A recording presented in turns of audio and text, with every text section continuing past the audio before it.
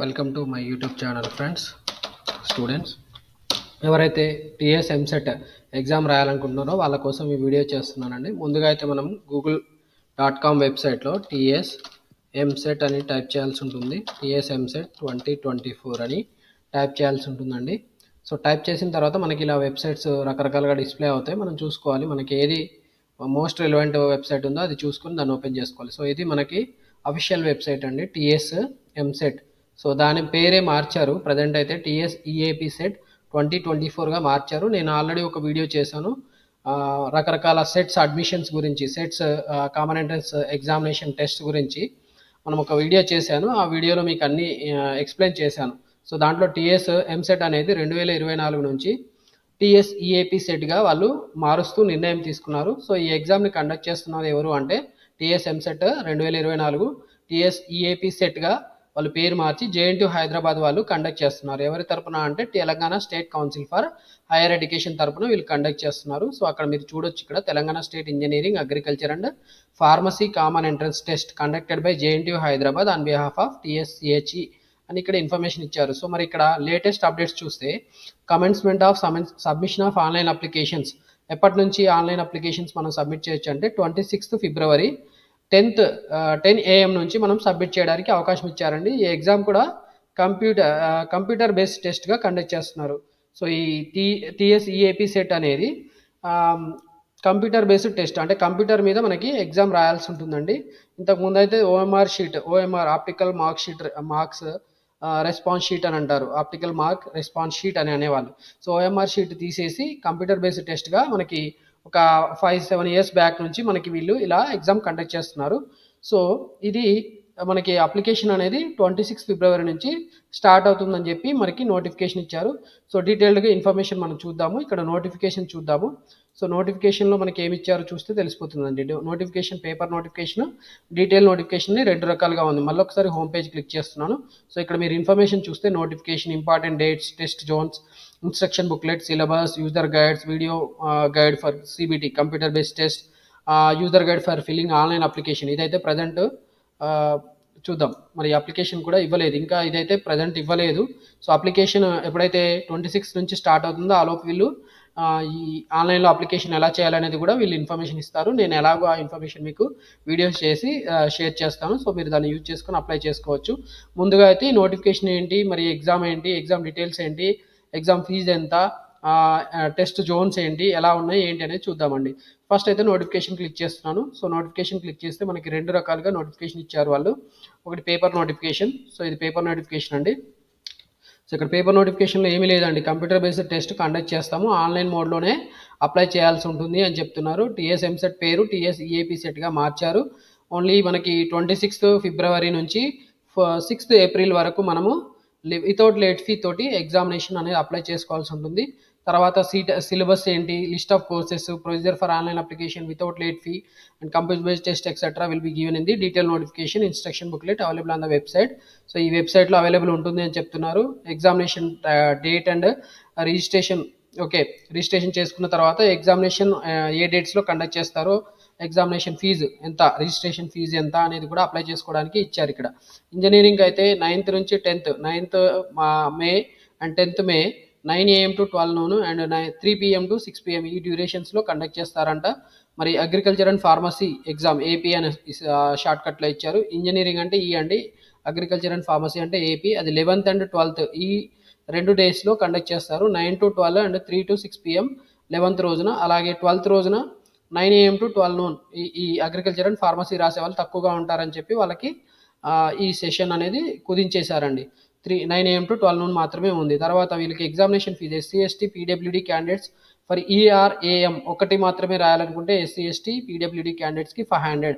అలాగే మరి మిగతా వాళ్ళకి 900 ఎగ్జామినేషన్ ఫీజు ERAM ఇద్దరికి. ఇంజనీరింగ్ రాయాలనుకున్న అగ్రికల్చర్ అండ్ మెడిసిన్, ఇంజనీరింగ్ ఎవరు రాస్తారు, MPC స్టూడెంట్స్ రాస్తారు. అగ్రికల్చర్ అండ్ మెడిసిన్ ఎవరు రాస్తారు, బైపీసీ చదివిన స్టూడెంట్స్ రాస్తారు. ఒకవేళ MBPC అని ఉంటుందండి, వాళ్ళు ఇంజనీరింగ్ అండ్ అగ్రికల్చర్ మెడిసిన్ 2 రాయొచ్చు. అలాంటి వాళ్ళకి చూడండి ఇక్కడ 1000 ఫీజు ఎస్సీ ఎస్టీ పీడబ్ల్యూడీ అంటే డబల్ ఫీజు అండి. 2 ఎగ్జామ్స్ రాస్తారు, రెండింటికి ఎలిజిబుల్ కావాలనుకుంటే వాళ్ళు ఎంబైపీసీ చదివి ఉండాలి. సో వాళ్ళు 1000 ఫీజు కట్టి రెండింటికి అపీర్ అవ్వచ్చు. రెండిట్లో అంటే రెండింటికి కలిపి పేపర్ ఉంటుంది. మ్యాథ్స్, ఫిజిక్స్, బైపీసీ, బయాలజీ, అలాగే కెమిస్ట్రీ, ఈ 4 కలిపేసి ఉంటాయి. తర్వాత 1800 బోత్ ఈ అండ్ ఏఎం ఎవరికంటే other than SC ST PWD students కండి.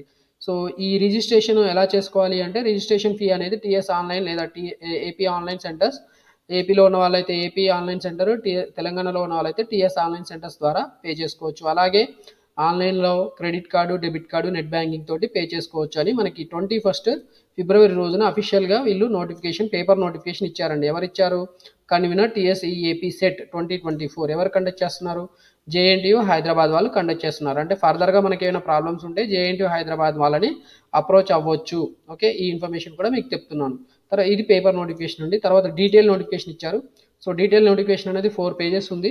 సో డీటెయిల్ నోటిఫికేషన్లో మనకి మెయిన్గా ఏంటి అంటే ఈ ఎంట్రన్స్ ఎగ్జామ్ అనేది ఈ పర్టికులర్ కోర్సెస్ కోసం కండక్ట్ చేస్తున్నారని చెప్తున్నారు. ఎవరెవరికి? BE, BTech biotechnology, BTech dairy technology, BTech agriculture engineering, B pharmacy, BTech food technology, దాన్నే ఎఫ్టీ అంటున్నారు, BSc honours agriculture, BSc honours horticulture, BSc forestry, BVSc bachelor of veterinary science and ayurvedic and health, BFSc. Okay, ఈ particular courses. తర్వాత pharm D అనే దానికి, తర్వాత BSc nursing.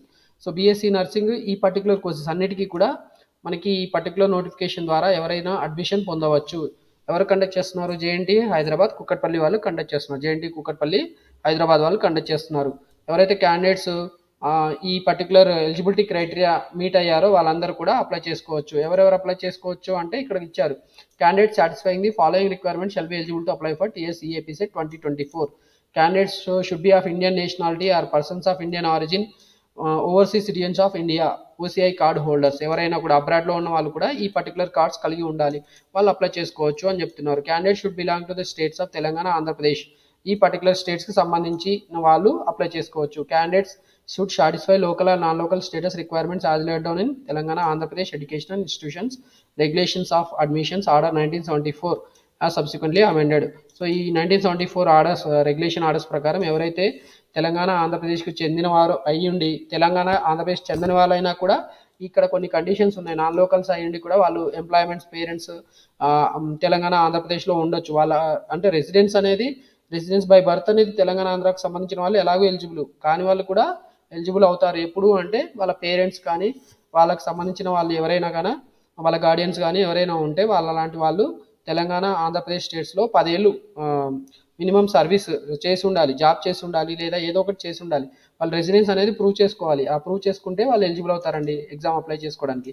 అంటే ఇప్పుడు మహారాష్ట్ర వాళ్ళు ఉన్నారు, వాళ్ళకి తెలంగాణ ఆంధ్రప్రదేశ్తో ఏ రకంగా సంబంధం లేదు, అలాంటి వాళ్ళు ఈ ఎగ్జామ్ రాయడానికి ఎలిజిబుల్ కాదు. ఎప్పుడైతే వాళ్ళ పేరెంట్స్ కానీ ఇంకొకరు కానీ ఎవరైనా ఏదో ఒక రకంగా వాళ్ళ ఎంప్లాయ్మెంట్ కానీ రెసిడెన్స్ కానీ వాళ్ళు సబ్మిట్ చేయగలిగితే, రెసిడెన్స్ సర్టిఫికేట్ సబ్మిట్ చేయగలిగితే వాళ్ళు ఎగ్జామ్ రాయడానికి ఎలిజిబుల్ అవుతారండి. తర్వాత బీఈ, బీటెక్, ఇంజనీరింగ్, బయోటెక్నాలజీ ఈ పర్టికులర్ కోర్సెస్ రాయాలంటే ఎలిజిబిలిటీ కండిషన్స్ ఇచ్చారు.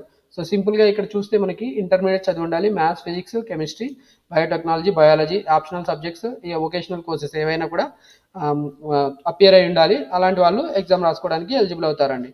ఓకే, ఈ పర్టికులర్ కోర్సెస్ మీరు చూసుకోవాల్సి వస్తుంది. ఇక్కడ డీటెయిల్స్ అనేది చూసుకుంటే సరిపోతుంది.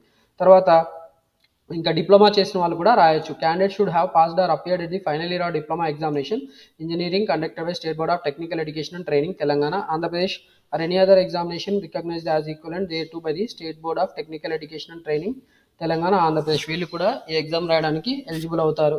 ఓకే, తర్వాత మినిమం ఎలిజిబిలిటీ క్రైటీరియా కూడా ఇచ్చారు. వాళ్ళు ఇంటర్మీడియట్ ఎంపీసీ, బైపీసీలో అట్లీస్ట్ 45% మార్క్స్ ఉండాలి జనరల్ క్యాండిడేట్స్, లేదా 45% marks for belonging to other than reserved candidates. Okay, అంటే రిజర్వ్డ్ క్యాండిడేట్స్ ఎవరైతే ఉంటారో వాళ్ళకి 40% మార్క్స్ ఉంటే సరిపోతుంది. ఎవరైతే రిజర్వ్డ్ క్యాండిడేట్స్ ఉంటారో వాళ్ళు 40 అదర్ దాన్ రిజర్వ్డ్. ఓకే, అంటే ఓసీ, బీసీ క్యాండిడేట్స్ ఉంటారు కదా, వాళ్ళకి 45% మార్క్స్ ఉన్నా సరిపోతుంది. మా ఫైనల్ ఇయర్లో ఉన్న వాళ్ళు కూడా తెలంగాణ, ఆంధ్రప్రదేశ్ సంబంధించిన వాళ్ళు అయితే వాళ్ళు ఎంసెట్ ఎగ్జామ్ రాయవచ్చు. తర్వాత మినిమల్ ఎలిజిబిలిటీ క్రైటీరియా గురించి కూడా చెప్పాను మీకు. మినిమం ఎలిజిబిలిటీ క్రైటీరియా అనేది 45% అదర్ దాన్ రిజర్వ్డ్ కేటగిరీస్ వాళ్ళకు ఉండాలి. రిజర్వ్డ్ కేటగిరీస్ అయితే 40% మార్క్స్ ఉన్నా సరిపోతుంది. ఎక్కడ? ఎంపీసీ, బైపీసీ సబ్జెక్ట్స్లో ఉండాలి అని చెప్తున్నాడు. మరి డిప్లొమా చదివే వాళ్ళు ఇంజనీరింగ్ మాత్రమే ఎలిజిబుల్ అవుతారండి. ఓకే, డిప్లొమా చదువుతున్న వాళ్ళు ఇంజనీరింగ్ మాత్రమే ఎలిజిబుల్ అవుతారు. ఇంజనీరింగ్ కోర్సెస్ ఆల్రెడీ డిప్లొమాలో చేసి ఉంటారు కాబట్టి వాళ్ళు diploma engineering relevant TS EAMCET exam మాత్రమే రాయగలుగుతారు. వాళ్ళు ఆప్ట్ చేయాల్సింది ఈ మాత్రమే. ఈ అంటే ఇంజనీరింగ్ స్పెసిఫిక్ మాత్రమే. In the case of engineering and pharmacy courses candidate should have completed 16 years of age on 31st December of the year of admission. వాళ్ళు ఎప్పుడైతే ఎగ్జామ్ అపియర్ అయ్యి వాళ్ళు అడ్మిషన్ తీసుకుంటారో ఆ పర్టికులర్ ఇయర్లో ఇంజనీరింగ్ ఫార్మసీ కోర్సెస్కి ఎలిజిబిలిటీ ఏజ్ అంటే ఏంటంటే 16 years. 31st December వరకల్లా వాళ్ళకి 16 years కంప్లీట్ అయి ఉండాలి. There is no upper age limit. Minimum 16 years ఉండాలి. 15 years ఉన్న వాళ్ళు ఎగ్జామ్ రాయడానికి ఎలిజిబిలిటీ లేదు. తర్వాత BTech dairy technology, BTech agriculture engineering, BTech food technology ఇలాంటి క్యాండిడేట్స్కి 17 years ఉండాలి. అది కూడా 31st December ఎప్పుడైతే అడ్మిషన్ తీసుకుంటారో ఆ పర్టికులర్ ఇయర్లో వాళ్ళకి 17 years మినిమం ఉండాలి. తర్వాత 22 years అనేది మ్యాక్సిమం అప్పర్ ఏజ్గా ఇచ్చారు. And 25 years in respect of schedule caste and scheduled tribes. మిగతా వాళ్ళకైతే 17 to 20 ఉంటుంది. అదర్ దాన్ ఎస్సీ ఎస్టీ వాళ్ళకి okay, other than SC ST వాళ్ళకి 17 to 20 years ఉంటుంది. మరి ఎస్సీ ఎస్టీ వాళ్ళకైతే 17 to 25 years ఉంటుంది అని చెప్తున్నారు. ఎప్పటి వరకు? అది కూడా 31st December of the year of admission వరకు అని చెప్తున్నారు. అలాగే BSc honours agriculture, BSc honours horticulture, BSc forestry, BVSc and AH, BFSc fishery science అంటారండి. For remaining 50 seats in BTech food technology course and BSc nursing. ఇలాంటి వాళ్ళకి ఏంటి? ఇలాంటి వాళ్ళకి కూడా ఇక్కడ ఎగ్జామినేషన్స్ ఎంత ఉండాలి, వాళ్ళు ఇంటర్మీడియట్లో ఎంత పర్సెంటేజ్ ఉండాలి ఏంటి అనేది ఇచ్చారు.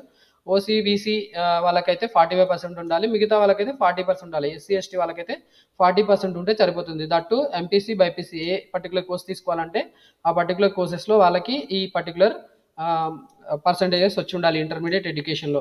మరి బీఎస్సీ అగ్రికల్చర్స్ ఇలా ఉండాలి అని చెప్తున్నాడు. బీఎస్సీ అగ్రికల్చర్లో ఈ పర్టికులర్ సబ్జెక్ట్స్ చదివి ఉండాలి. బీఎస్సీ ఆనర్స్ హార్టికల్చర్ చేయాలంటుంటే వాళ్ళకి ఈ పర్టికులర్ సబ్జెక్ట్స్ చదివి ఉండాలి. ఫారెస్ట్రీ చదవాలంటే ఈ పర్టికులర్ సబ్జెక్ట్స్ వాళ్ళు ఆల్రెడీ చదివి ఉండాలి. అంటే బైపీసీ చదివిన వాళ్ళు బీఎస్సీ ఫారెస్ట్రీ కోర్స్ ఆప్ట్ చేయవచ్చు. బీవీఎస్సీ అండ్ ఏజ్ చేయాలంటే వాళ్ళు physical sciences and biology are natural sciences ఈ 2 సబ్జెక్ట్స్ మినిమం చదివి ఉండాలి. ఫిషరీ సైన్స్ చదివిన వాళ్ళైతే ఫిజిక్స్, తర్వాత biology, vocational course in fishery sciences ఇది చదివిన వాళ్ళు ఎలిజిబుల్. బీటెక్ ఫుడ్ టెక్నాలజీ చదవాలంటే మ్యాథ్స్, ఫిజిక్స్ చదివి ఉండాలి మినిమం. అంటే ఇప్పుడు బీటెక్ ఫుడ్ టెక్నాలజీ ఎంపీసీ వాళ్ళు ఎలిజిబుల్ అవుతారు. అలాగే మరి బైపీసీ వాళ్ళు ఎలిజిబుల్ అవుతారా? ఎలిజిబుల్ అవుతారు. ఇక్కడ కూడా ఇచ్చాడు చూడండి, physics science and biological or natural sciences ఈ 2 చదివి ఉంటారు కదా. బైపీసీ అండ్ ఎంపీసీ వాళ్ళు ఇద్దరు కూడా ఎలిజిబుల్ అవుతారు బీటెక్ ఫుడ్ టెక్నాలజీ చేయడానికి. ఈ రకంగా రకరకాల కోర్సెస్కి ఏమేమి సబ్జెక్ట్స్ చదివి ఉండాలి, వాళ్ళు బైపీసీ చదివి ఎంపీసీ చదివినా కూడా కొన్ని పర్టికులర్ కోర్సెస్కి ఎలిజిబుల్ అవుతారు, కొన్నిటికి ఎలిజిబుల్ కారు. ఆ రకంగా ఇచ్చారండి. సో మినిమం ఏజ్ అనేది కూడా మనకి ఇచ్చారు ఇక్కడ 17 to 25 years మధ్యలో ఉండాలి. ఎవరైతే ఎస్సీ ఎస్టీ వాళ్ళు ఉంటారో మిగతా వాళ్ళకైతే 17 to 20 years మధ్యలో ఉండాలి.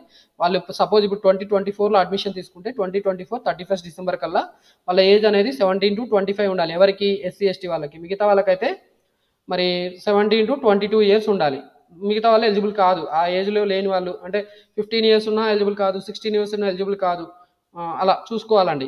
ఓకే, ఎలాగో అది ఎగ్జామినేషన్ అప్లై చేసేటప్పుడు మనకి చెప్పేస్తుంది. మరి బీ ఫార్మసీ కోర్సెస్ మిగతా ఏవైతే 50% ఎవరికి ఇస్తారు?